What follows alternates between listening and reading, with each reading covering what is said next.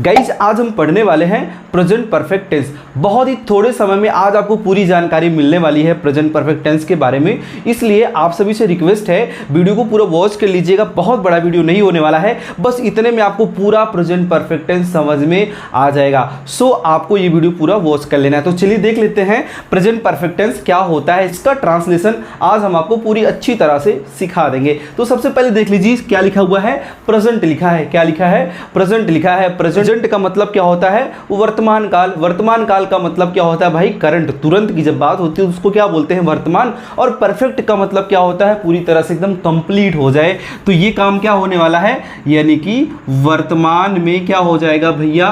Complete हो जाएगा, वर्तमान में पूर्ण हो जाएगा।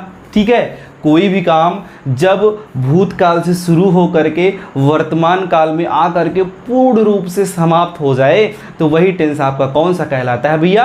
Present perfect tense. कौन सा टेंस? प्रेजेंट परफेक्ट टेंस, जिनमें भैया कोई भी गुंजाइश न बचे, किसी भी काम के जरा सा भी बचे रहने की कोई गुंजाइश न बचे। यानी कि जो काम आप शुरू किए हो उसको आप समाप्त भी कर दो। पढ़ने का काम समाप्त कर दो, खाना खाने का काम समाप्त कर दो, आने जाने का काम, मैंने खाना खा लिया है, मैंने पढ़ाई कर ली है, मैंने उसको दे दिया है, मैं वहाँ पहुँच चुका हूँ। यानी कि जो भी काम आप करना शुरू किए हो वो पूरी तरह से कर लिए हो, वही टेंस कौन सा होता है? प्रेजेंट परफेक्ट टेंस होता है। और प्रेजेंट परफेक्ट टेंस की भैया पहचान क्या होती है? अंग्रेजी में इनकी पहचान तो होती है भैया क्या? हैज और हैव होती है। क्या होता है इसकी पहचान? अंग्रेजी में यदि आप देखोगे तो इसकी सहायक क्रिया हैज और हैव से बहुत ही आसानी से इसको पहचान जाओगे। जिस भी वाक्य में हैज प्लस वर्ब की third form, have plus verb की थर्ड फॉर्म आपको देखने को मिले तो भैया आप तुरंत जान लीजिएगा कि वो टेंस कौन सा है? प्रेजेंट परफेक्ट टेंस है। आई होप ये चीज़ें इतना आपको समझ में आ गई होंगी। अब हिंदी में इनकी पहचान क्या है, चलो हिंदी में भी देख लेते हैं। हिंदी में इनकी पहचान है भैया मुख्य क्रिया के साथ। मुख्य क्रिया का मतलब क्या हुआ भाई? मुख्य क्रिया का मतलब ये होता है कि वाक्य का जो कार्य है ना वही मुख्य क्रिया है। और मुख्य क्रिया के साथ क्या आपको देखने को मिल सकता है? चुका है, चुकी है, लिया है,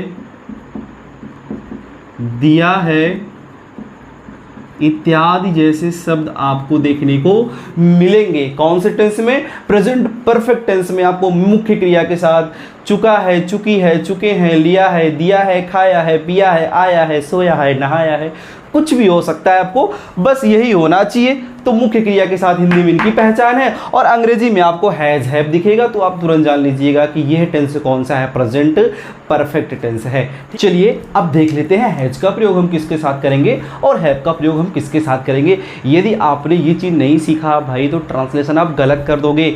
सही पर्सन के साथ, सही सब्जेक्ट के साथ ही हैज हैव का प्रयोग करना होता है। और वो कौन कौन से सब्जेक्ट हैं ये देख लेते हैं। सबसे पहले एक तरफ आप लिख लो हैज, उसके बाद आप देख लो हैव। और यहाँ पे हैज का प्रयोग हम किसके साथ करेंगे? सिंगुलर नंबर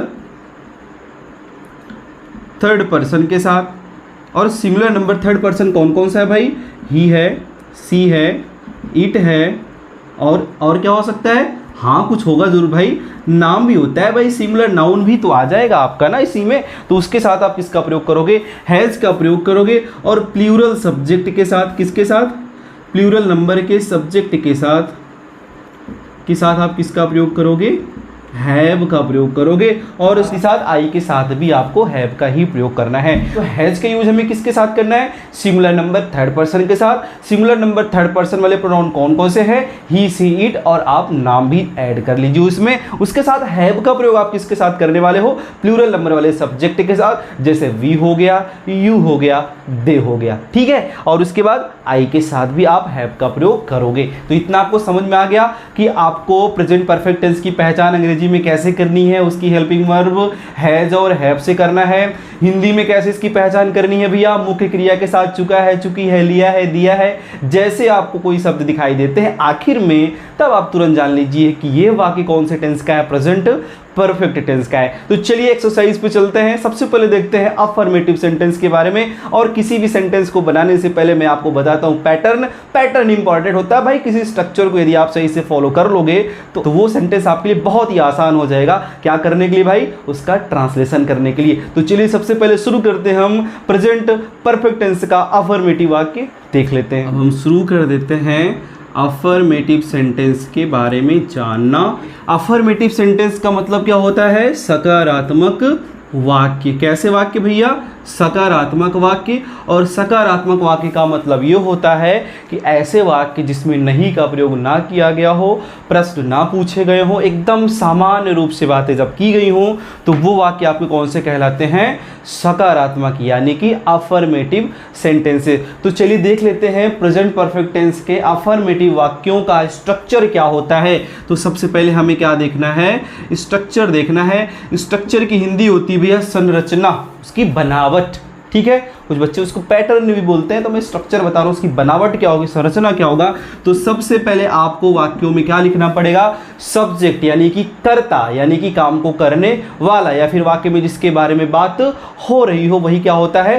कर्ता होता है। तो ये हो जाएगा सब्जेक्ट। उसके बाद आपको हेल्पिंग वर्ब लिखनी है। तो प्रेजेंट परफेक्ट टेंस की हेल्पिंग वर्ब क्या होती है? हैज अथवा हैव होता है। उसके बाद आपको लगाना है यम्बी थर्ड, फिर आ जाएगा ऑब्जेक्ट, फिर आगे यदि आपको वाक्य में अदर वर्ड है तो आपको ऐड कर देना है। तो चलिए सबसे पहले हम वाक्य देख लेते हैं भैया। वह गाना गा चुका है। क्या लिखना है आपको? वह गाना गा चुका है।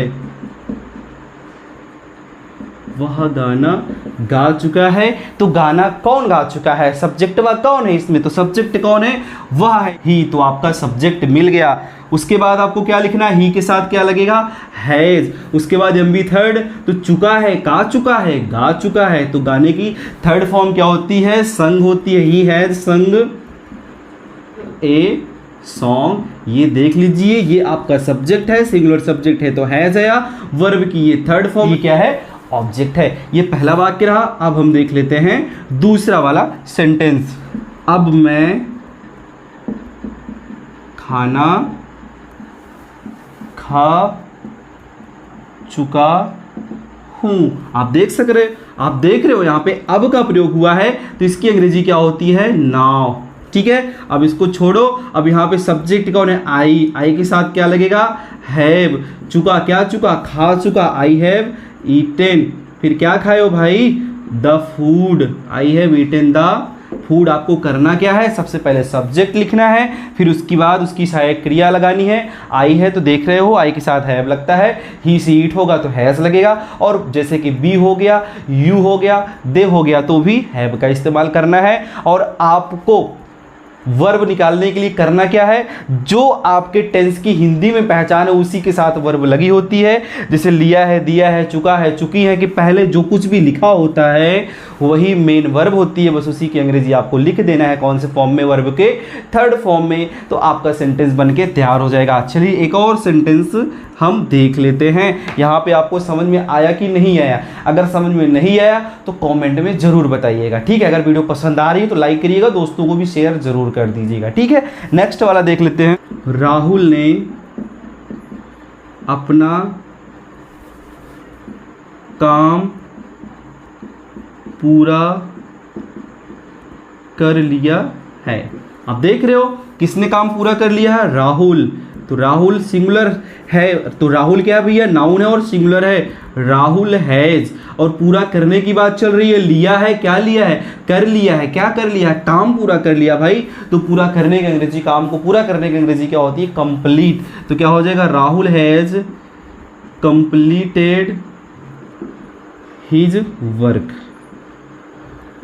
Rahul has completed his work. यहाँ पे ये सेंटेंस बनके तैयार है। ये अफर्मेटिव सेंटेंस है। तो आशा करते हो दोस्तों कि आपको ये प्रेजेंट परफेक्ट टेंस का अफर्मेटिव वाक्य समझ में आ गया होगा। नेक्स्ट वीडियो में हम आपको बताएंगे नेगेटिव और इंट्रोगेटिव सेंटेंस के बारे में। आज के लिए बस इतना ही, और आशा करते हैं कि आपने इसको अच्छी तरह से समझा भी होगा। दोस्तों समझ में आया है वीडियो तो लाइक करिए, दोस्तों को भी शेयर करिए, और हाँ चैनल को सब्सक्राइब नहीं किए तो यार ज़रूर चैनल को सब्सक्राइब कर लीजिए। मिलते हैं नेक्स्ट वीडियो में। आप अपना बहुत ख्याल रखिएगा। All the very best.